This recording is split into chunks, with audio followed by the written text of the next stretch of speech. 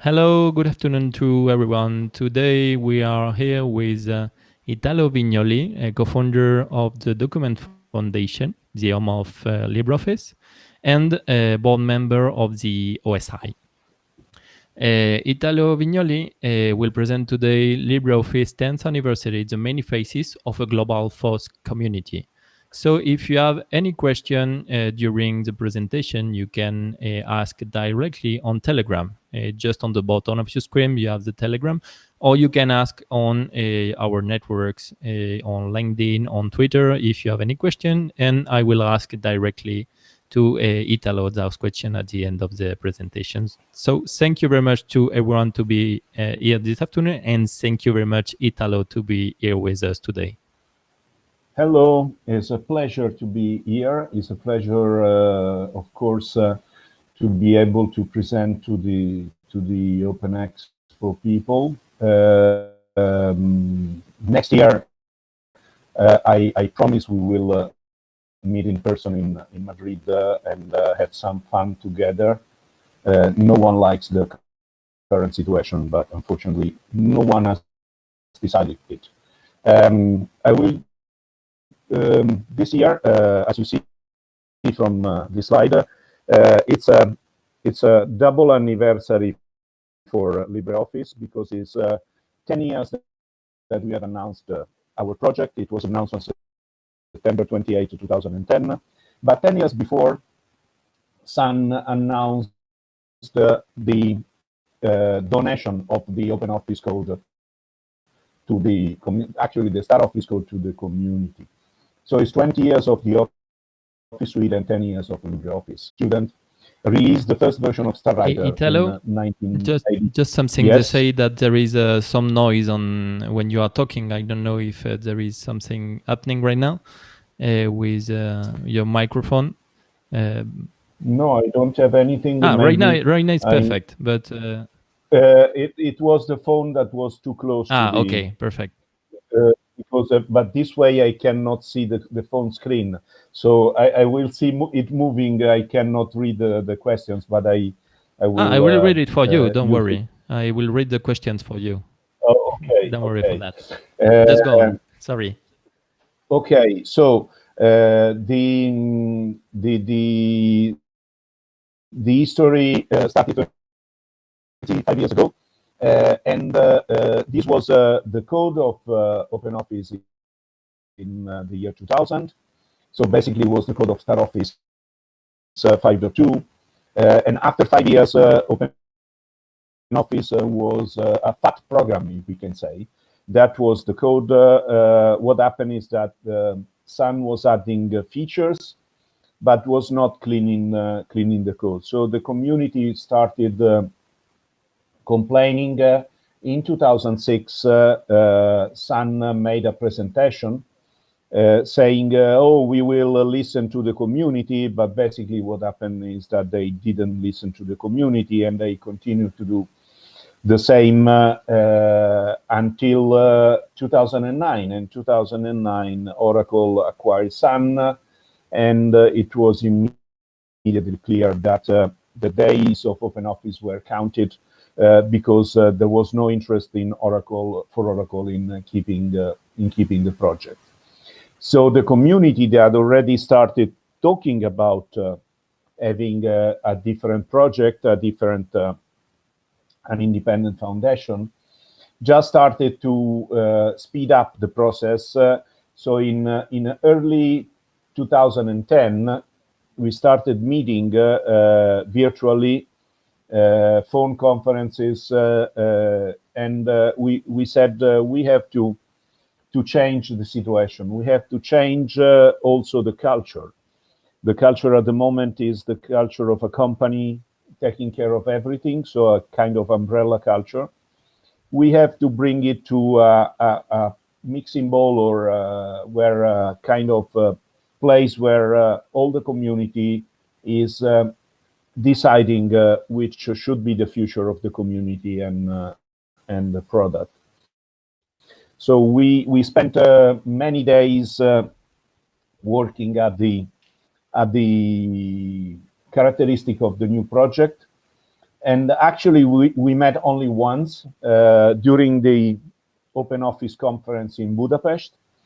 I call it the first supper because we, in one night, these are the founders of the project. You see developers, you see people working in different areas of the project, design, localization, and so on. And this actually, for history, was the restaurants where we met. And the guy on the top left is the guy that organized the dinner. He was a SUSE employee in Budapest at that time. And the day after, no one else at the Open Office community knew anything at the time. What happened? It happened that they decided to give to Paris, and actually you see Charles Schulz with a candle that represents the conference. They decided to give the 2011 conference to Paris, and in fact the first LibreOffice conference was in Paris. And a few days after, actually not even 4 weeks after that day, it was September 28, 2010, and we forked. We announced the fork. We announced it, and this is the first sentence of the announcement that we did. Is the community of volunteers developing and promoting OpenOffice.org set up an independent foundation to drive the further growth of the project. The brand LibreOffice has been chosen for the software going forward. What was happening was that OpenOffice was slowly being abandoned by Oracle. They tried to present a proprietary product. They tried to do several things, but the reality is that they didn't manage. So we took control, the community took control of the project and relaunched the innovation. We will see what it means to relaunch the innovation in a few slides. You see a first proof of what happened looking at the diversity of commits during the 6 months, the 10 months before and the 10 months after the fork. So on the left, the pie on the left is the 10 months before the fork. You see that 66% of the commits were from the OpenOffice group at Sun, and another 16% was from Sun. So over 65, I would say 80% of the commits were from a single company. So the contribution of the community were very limited. And on the right side, you see the same pie on the 10 months after, where the 80% were reduced to 25 to 30%, and the rest was from different companies in the community. And that shows that the impact of the fork was positive.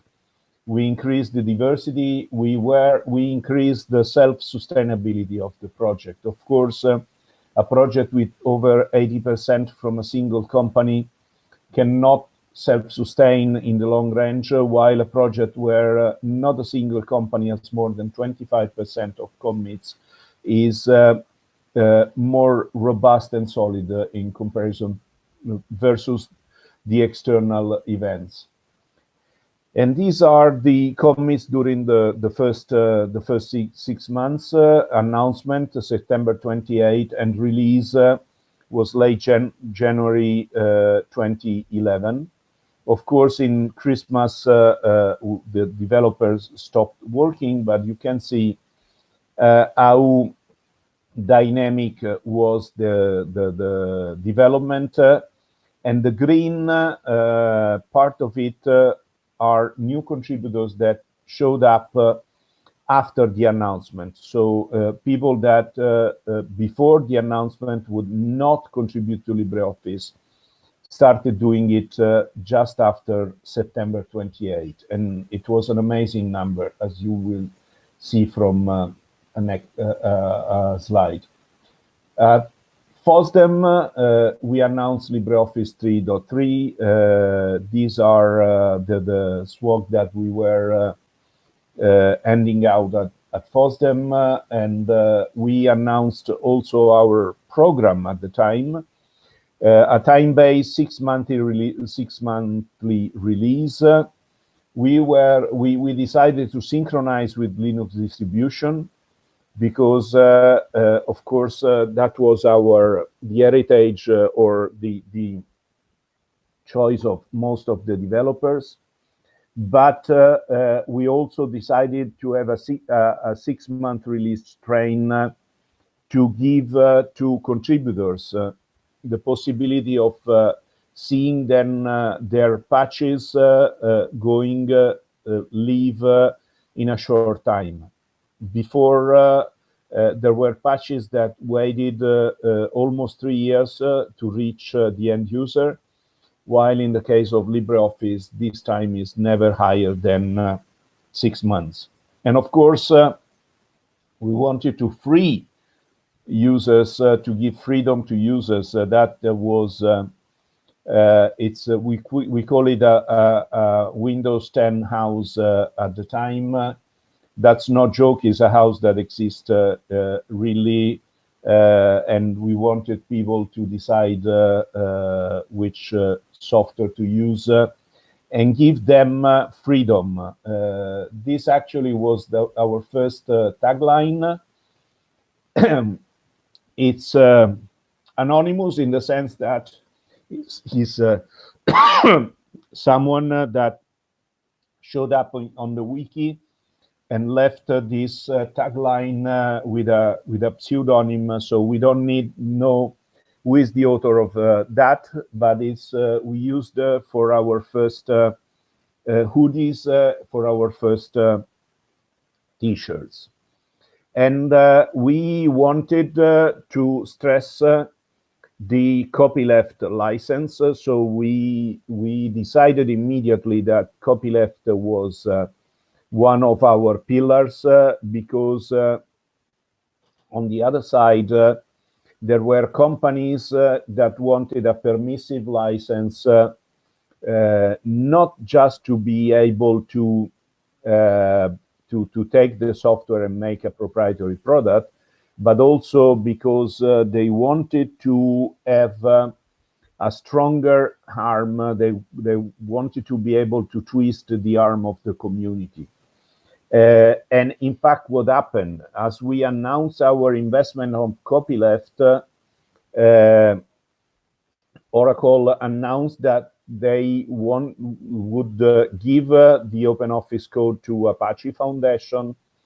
Actually, they decided it with IBM exactly because the company wanted to didn't want to have a strong community driving the project, and everyone knows how Apache OpenOffice is going versus LibreOffice. This is a kind of visual testimonial of the evolution. OpenOffice is now an old product without developers, without a major announcement now for 6 years.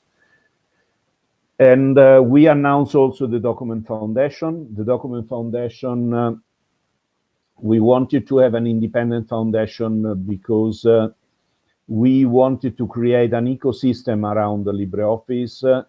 So this is the first homepage of the Document Foundation website.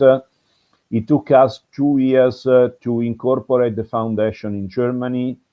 This is Michael Schienagel, our lawyer, the day the authorities in Germany approved the foundation. It was February 17, 2012. And the foundation is based on 5 founding principles. The first one is the copyleft license, as I said before. The second one is that we don't have a contributor agreement because we want people to own what they have contributed. And on the other side, we want to make it difficult for other people to get hold of the LibreOffice code. If you have a single owner of all the code, it becomes easy to do something that the community doesn't want. While if someone wants to change, for instance, to change license of LibreOffice, they have to address over 2,000 people that have contributed to the software and have their approval, which I don't think it will ever happen. And the project is based on meritocracy. The community has the governance in their hands. We have a board of directors which is elected by community members, and we are vendor independent. There is not a single company that can control the board of directors. Actually, a maximum of 2 members of the board of directors can be affiliated with the same company or organization. At the moment, these are the bodies of the foundation. We have a board of directors with 7 members and 3 deputies, which is in charge for 2 years. An advisory board of 15 entities. There are different companies here, from Google to Free Software Foundation Europe, Free Software Foundation, KDE, GNOME, we have Collabora, CIB, we have other commercial companies providing support and investment on LibreOffice. We have a membership committee who is deciding about the members, so they can accept the member and renew the members. And they have we have a board of trustees, which are the members. To be a member, you have to be active in the community for 6 months, and you have to show your commitment to be active for another 6 months. Donations do not qualify for membership, although we have many members that also donate their time and money to the community. And now let's go to the development side. So the developers community. The developers have always been the main asset of LibreOffice. If we didn't have developers, of course, we wouldn't have the product and the project. And the developers have invented the Easy Hack concept. The Easy Hack concept was meant to have simple tasks that were potentially accessible to junior developers and people that had little or no knowledge of the code. So this way, in addition to a huge mentoring effort, this is Michael Mix with a younger developer, allowed us to have a growing number of code committers. These are the first 2 years. As you can see, we started with around 20 developers that were the old group of hackers from OpenOffice. And in 1 month, the first month we added 80, and then we have been able to add at least 3 new developers per month since then. And we are now 10 years after, and this is an incredible achievement. And developers were able to do something important to the code of LibreOffice. So they simplified the build system. And when Karl Vogel issued the second version of his book about developing open source, wrote LibreOffice is now ridiculously easy to build. So that was about the build system, but we also worked at increasing the number of unit tests to improve the quality. And we are continuously growing the number of assert tests that we are adding to the suite. We are also adding and doing crash tests on a regular basis. This gives you a perspective of what has happened during the different version, and this is the current version you see is up to the end of February.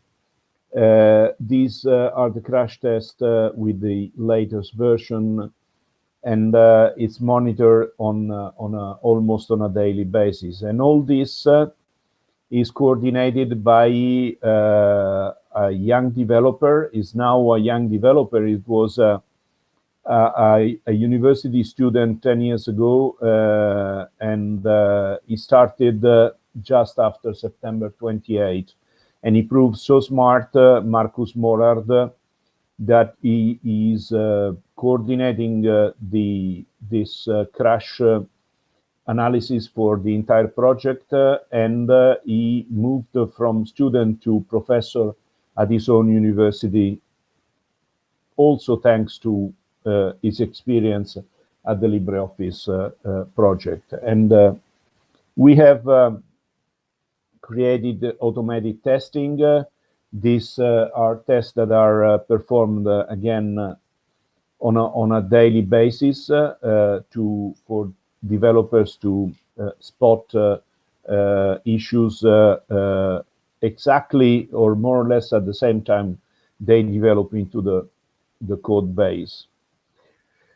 We have also translated German comments. As I said before, the Star Office was a German product, so the bulk of the developers were based in Germany, and when they started the project, they didn't think about making a global product. So for the first 15 years, probably, even if the product was available in English and in German, they were not focusing on making it really multi-language. So they were commenting the software in German.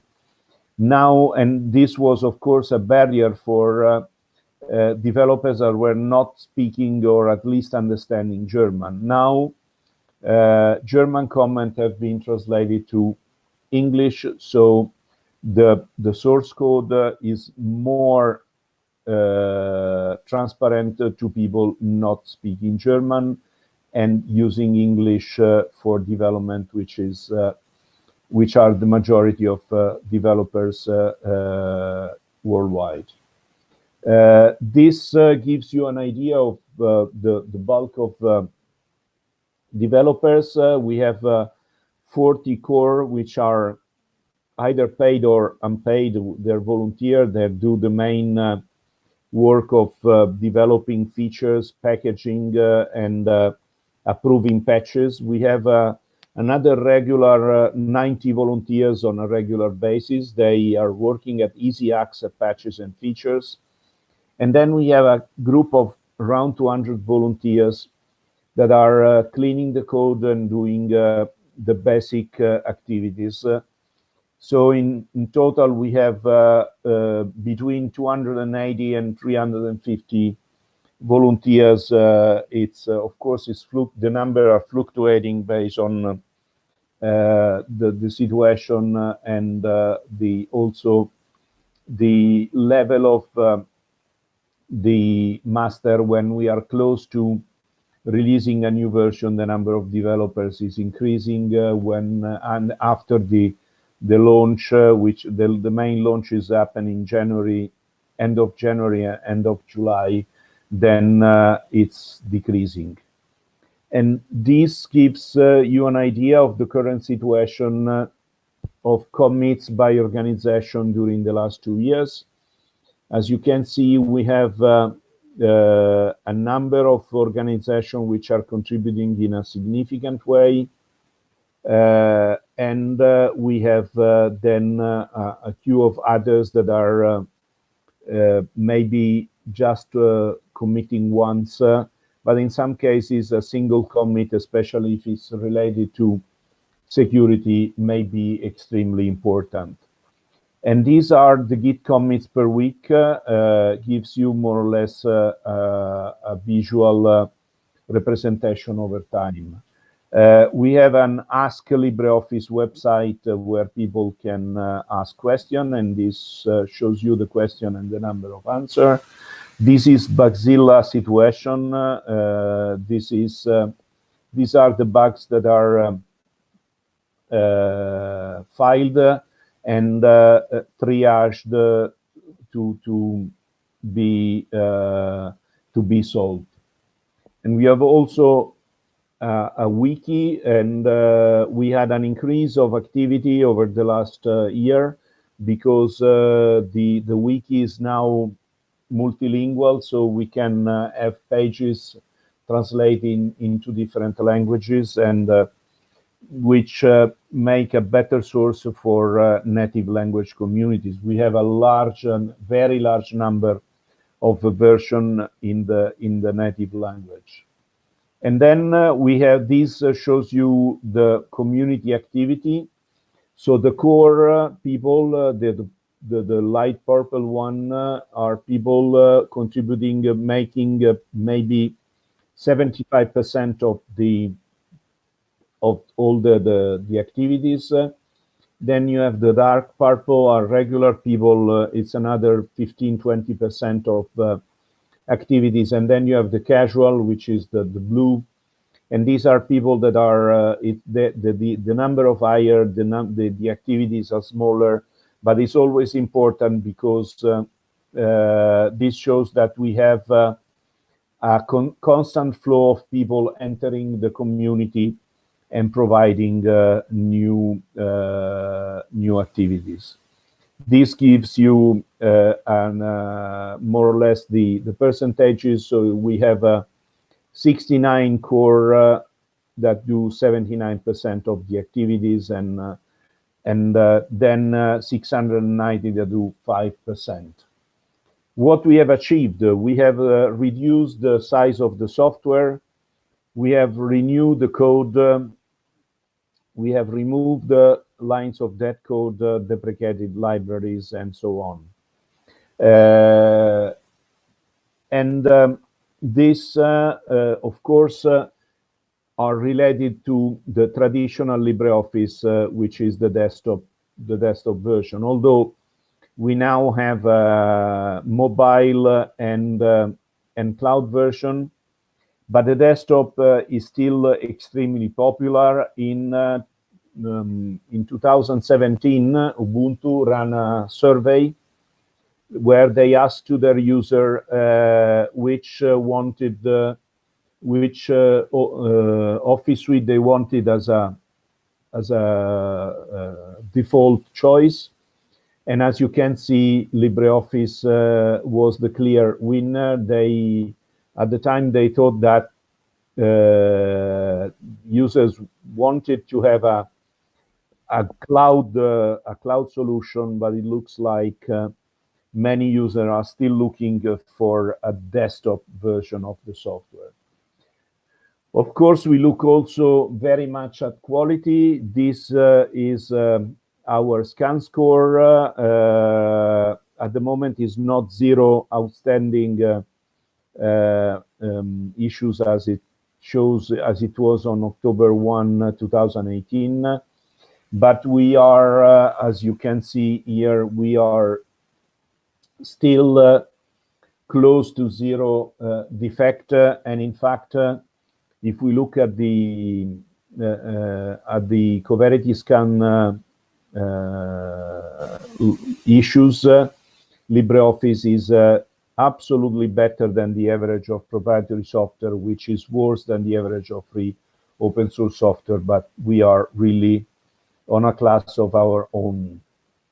And then we use other fuzzing software. Google OS Fuzz is one, and we use several of them.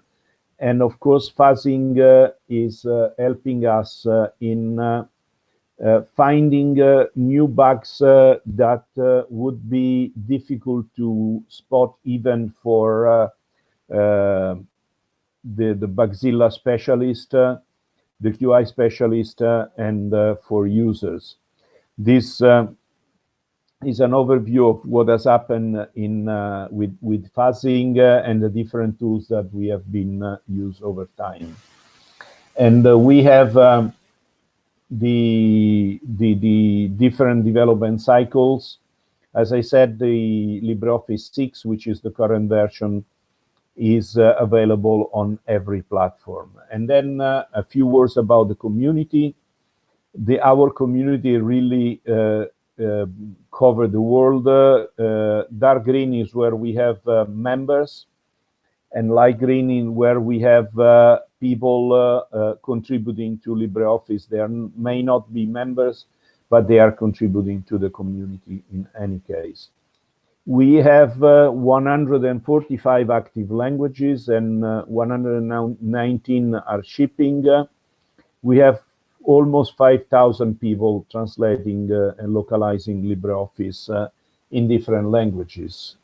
And this was our conference in Paris, the first one in 2011, Berlin 2012, Milan in 2013, Bern in 2014, Aarhus in Denmark in 2015, Brno in Czech Republic 2016, Rome again in Italy in 2017, Tirana in Albania 2018, and Almeria in 2019. This year we are supposed to have the event in Nuremberg in Germany in mid-October, but at the moment we don't know if we will be able to have a physical event or a virtual one. In Almeria, we even had a bus for LibreOffice conference. This is a FOSDEM booth. We always are at FOSDEM, also with a dev room. This is a community meeting in Tirana. This is a LibreOffice meeting in Japan, LibreOffice Hackfest in Taiwan, a LibreOffice training always in Taiwan. What you see, the teacher is Eric San, is probably our best teacher, LibreOffice teacher worldwide. Is really a fantastic teacher. I've seen him teaching in English, and he says that is 10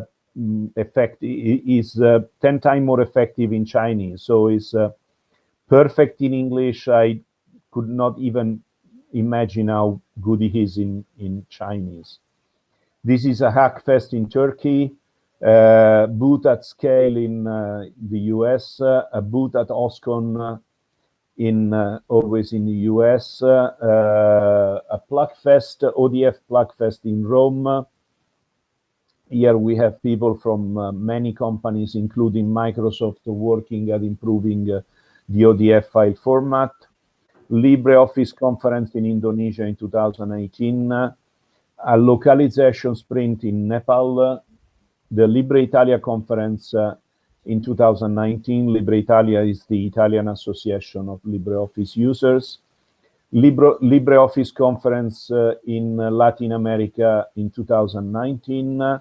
LibreOffice conference in Asia in 2019.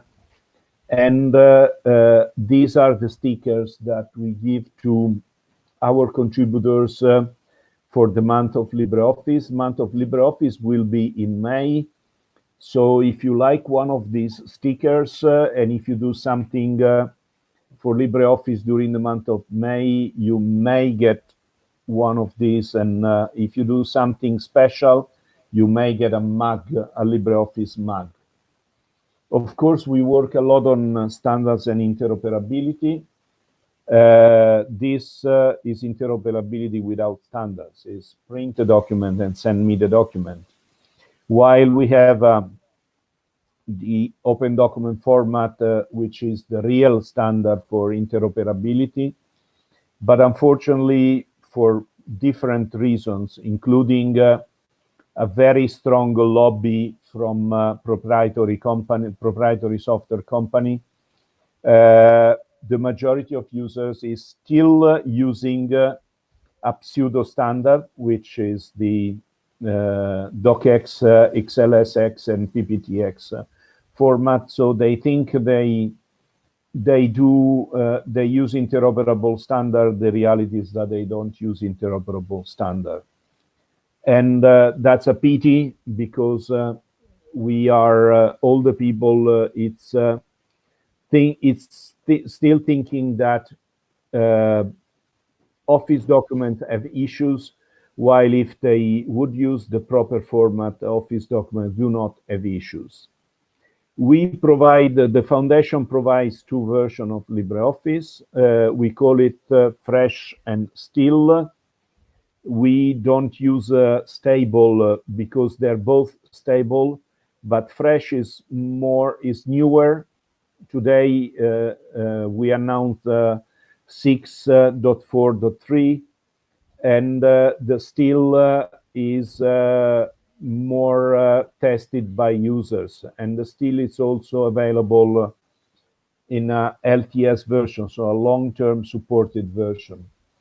So the difference is this one, and these two companies are providing a long-term supported version. Of course, to get a long-term supported version, you have to pay a small amount for the license, but on the other hand, you get support, and this is what we suggest for production environment.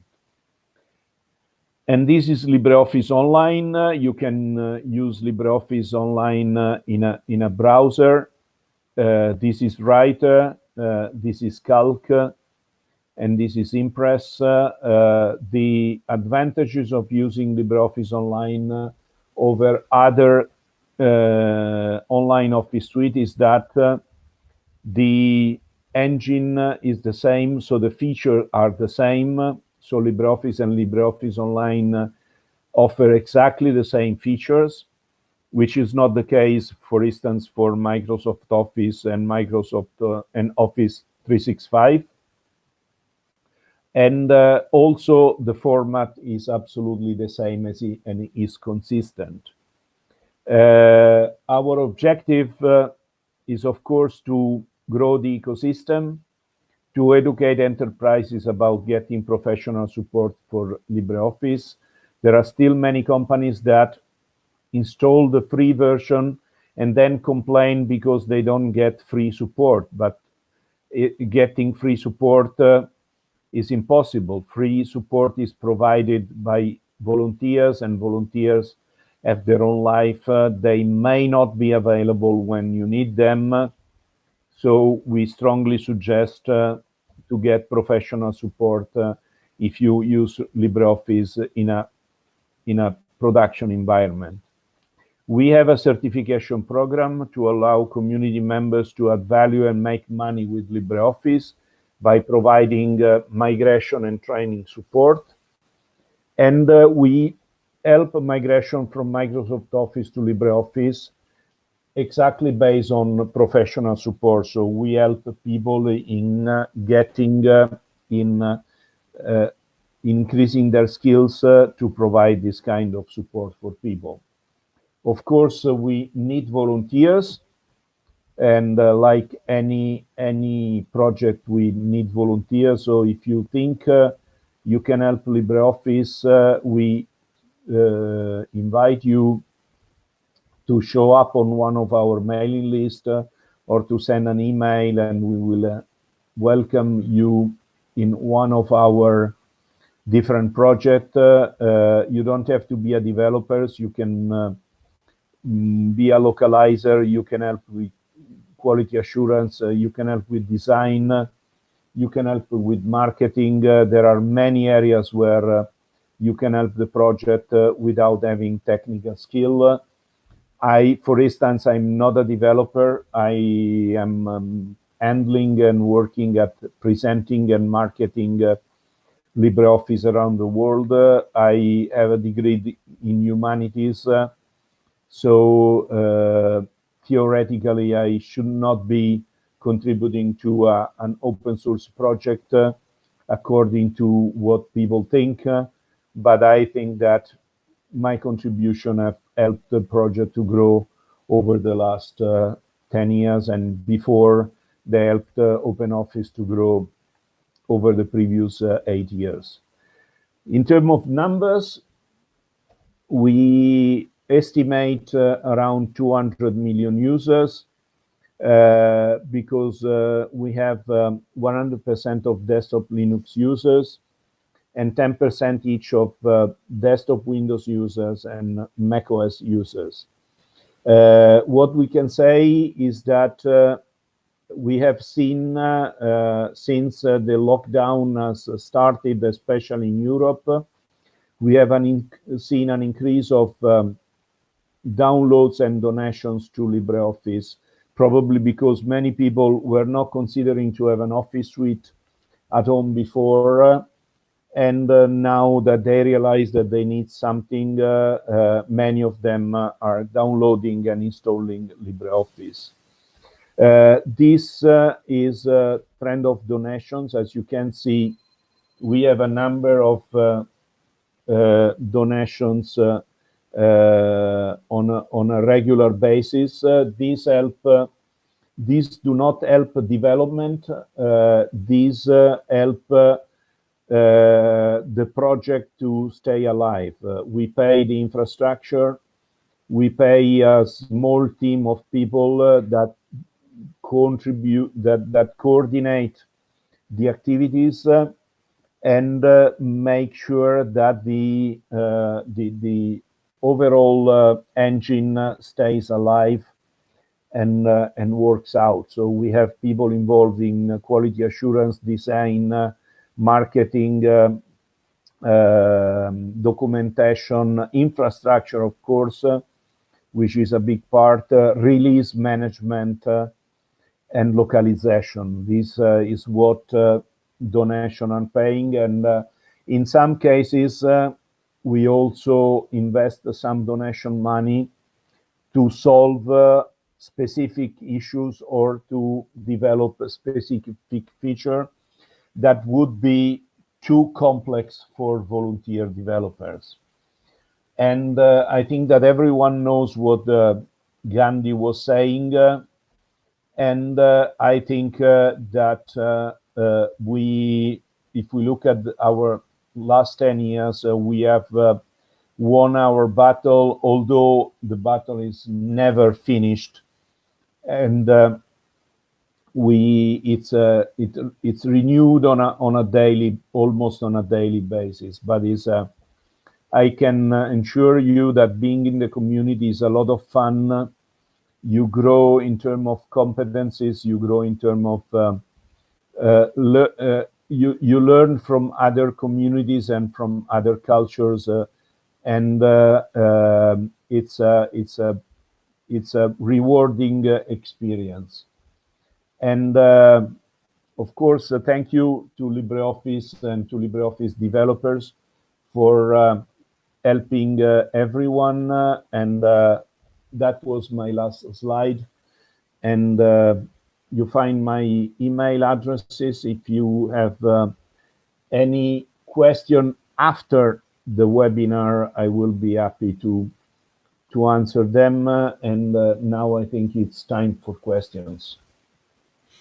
Thank you very much, Italo, for your presentation. Very interesting. So right now you can ask questions directly through Telegram on our group Open Expo Europe, and you can ask through social networks, and we will ask directly to Italo. First of all, I want to make my first question, and it's how are you tracking all these data that you are showing us today of your community, of all the work they are doing, all this information, how you are bringing this information to us right now today? So we have different tools. We have a dashboard. Has been it's using actually technology from Bitergia, which is a Spanish company. So we have a dashboard that is picking numbers from all the different tools. So we use Gerrit, we use Git, we use Web8 for localization, we use MediaWiki for the wiki, we use Ask. So the engine, the engine behind the Bitergia dashboard is just digging into the different tools and giving us the numbers. And what we are doing on top of that, we are trying to, we use LibreOffice to present the numbers in a better way or in a more readable way for users. And for where we don't have this tool, we use third-party tools. So, as I said, we use Coverity Scan. We use other tools for downloads. So we have a Matomo instance for tracking visitors to the websites and blogs. Of course, so for as we comply with GDPR, we don't store any user data. We just hash all the data which are readable, and we just collect the data in terms of groups. And what we add on top is always we try to put together the data and make them easily readable for people that's not into technology or not into statistics. So it's a combination of different tools and of different skills of different people that provide this kind of overview on the project. Really, lots of data from lots of different way. It's a project just only to get out of these data and to bring these data to us today. So it's really a project inside LibreOffice, no? It's actually, it's not really a project. This is marketing done properly. Yes, of course. It's I think that every open source project should try to give data to users and to people in a way that it's easy to understand. Too often, open source projects are driven by people that has a technology point of view and thinks that everyone is able to go into repository and dig the numbers, but this is not the case for normal. I call them normal users. I'm actually all people are normal, but people without the skills of a developer. Okay, a question from Nicolas. Sourcing of developers or contributors? I think the question is how are you sourcing all the developers and contributors to LibreOffice? Where are you getting them?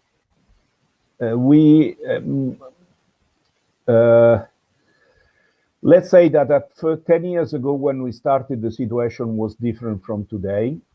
So, of course, the desktop Office suite was a lot more popular.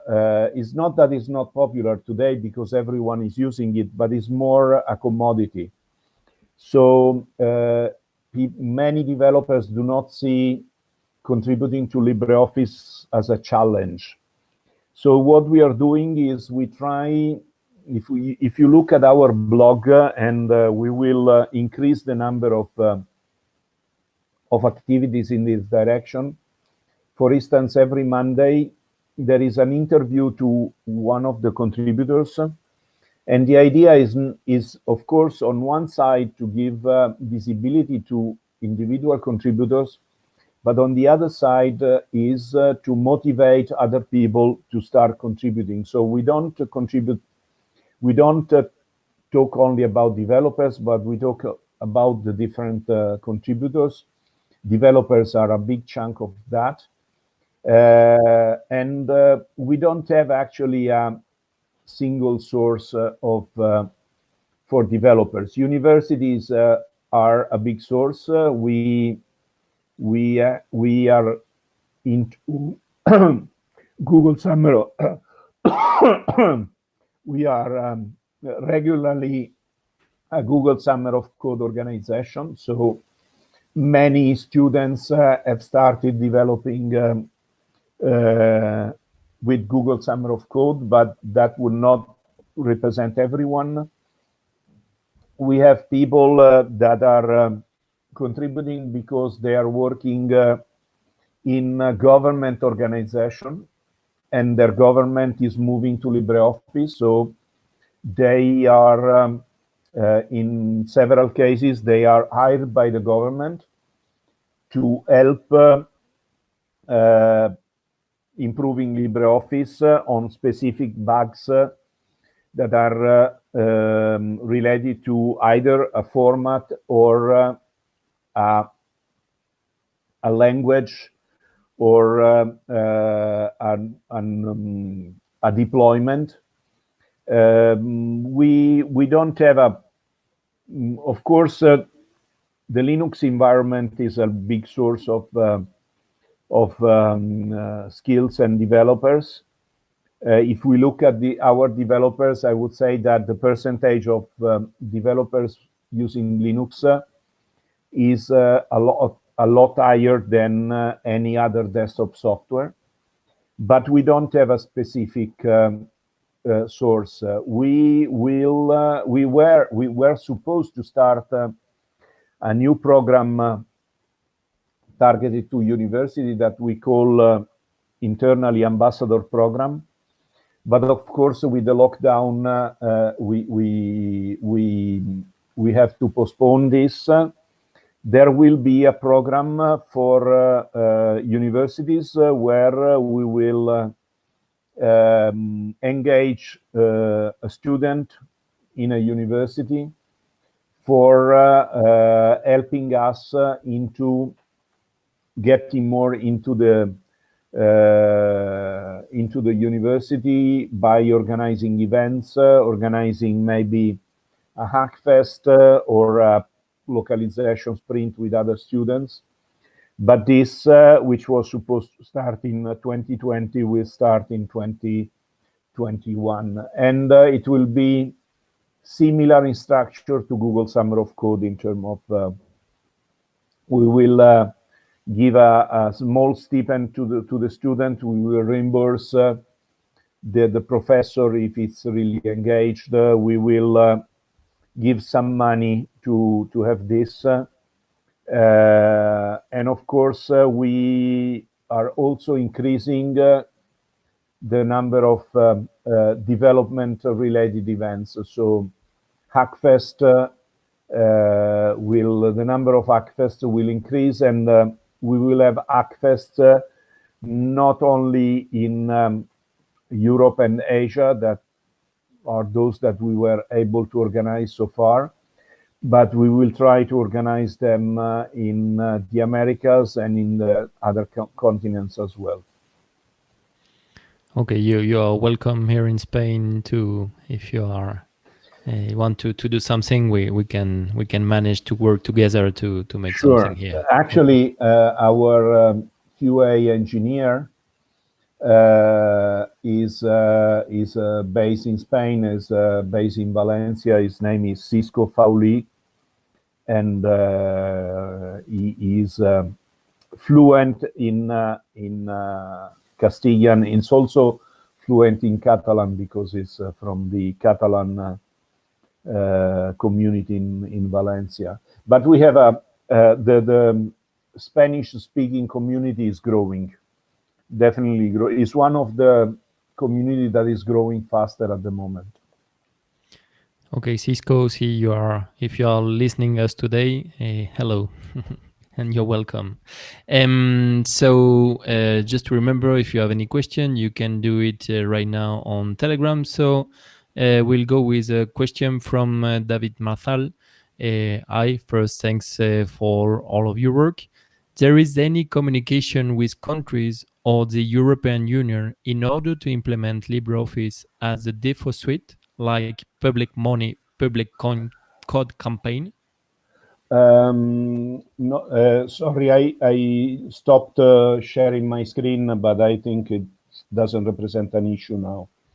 No, it's okay. Perfect. Don't worry about that. Perfect. You can share your camera if you want for this. If people want to see me, it's not a big vision, I can say, but let me.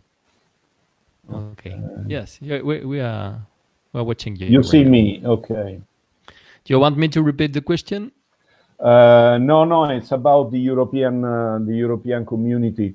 Yeah, Actually, and we take part in all the discussion that there are in the European community as a foundation, and the problem is similar to the EU maintains a very neutral position, which I don't like, of course, on software. So they say if a software is, if a format is an ISO standard, then we have to keep that format. We have to recognize that format, which is something that I really hate, because we all know that there is only one real ISO standard. It goes more into each country policies. So we have countries where there is a well-defined policy to open source. I can say that there is in France, there is one in UK, although UK has exited the EU, but it's still a part of it, at least for this year. There is in some in the Netherlands, Portugal has a law, Italy has a law. How much these laws are respected, it's in some cases a big question mark. But I think that the EU, personally think that the EU should take a stronger position on deploying open source, also because it would represent a significant saving of money on one side and a significant boost for the European IT industry on the other one, because we all know how the situation is with proprietary software. Proprietary software companies are, most of them are not based in Europe, so the money at the end doesn't end up in Europe, but ends up in somewhere else. While open source is based on usually on smaller companies, and the know-how and the money stay in Europe. But I think it's a battle that we have to keep on fighting even in the future. We have to be careful. We should, every one of us, as a responsible European citizen, should help in pushing his own government to have a policy and to share the policy in at European level. It's a challenge, of course, because we don't have the same amount of money. And unfortunately, when we talk about politics, money that should not be a component of the discussion is unfortunately a big component of every discussion. So you see what happened in Munich. The city of Munich is switching back actually to Windows, not for technical reason, but for reasons that have nothing to do with technology, but a lot to do with lobbying. If you think that in Brussels, there are 5 registered lobby professionals for each member of the parliament, you understand what we are talking about. And if you think that the industry that spends more in lobbying is not the chemical industry with the pollution issues, but is the technology industry that is not polluting, at least is not polluting a lot.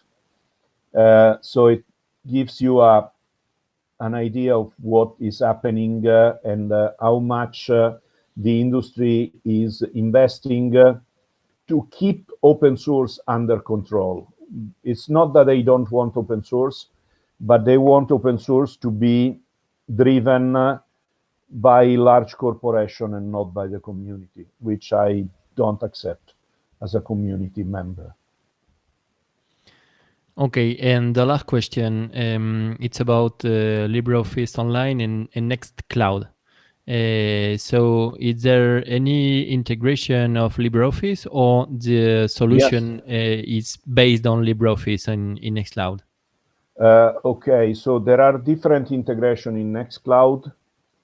There is an integration with LibreOffice. Unfortunately, Nextcloud has decided to invest on the wrong format.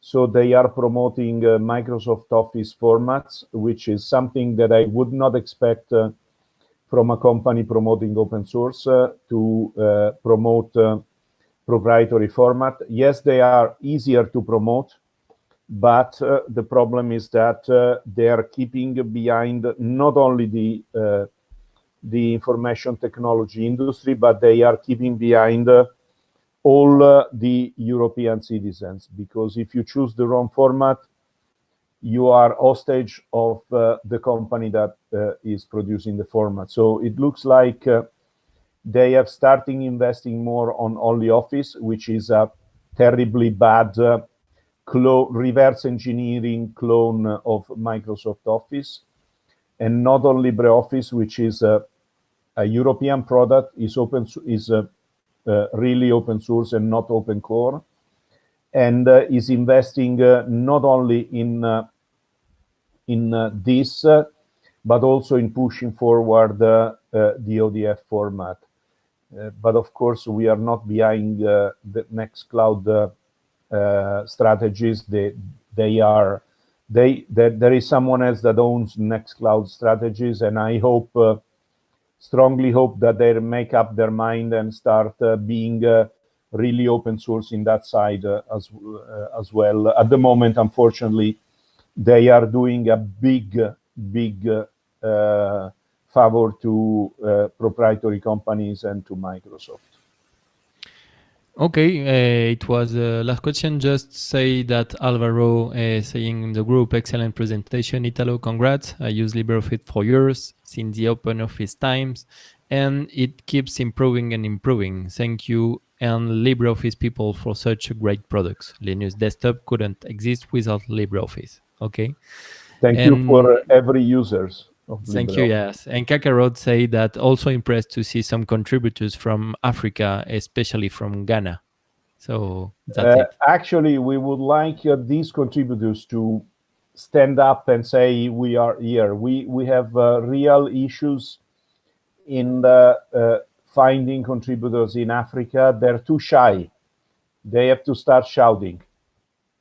Okay, so an announcement for Africa, and well, some things are moving there. So I think people will start to say hello there in Africa and contribute more and more in LibreOffice and more open source project that free software project that are open right now.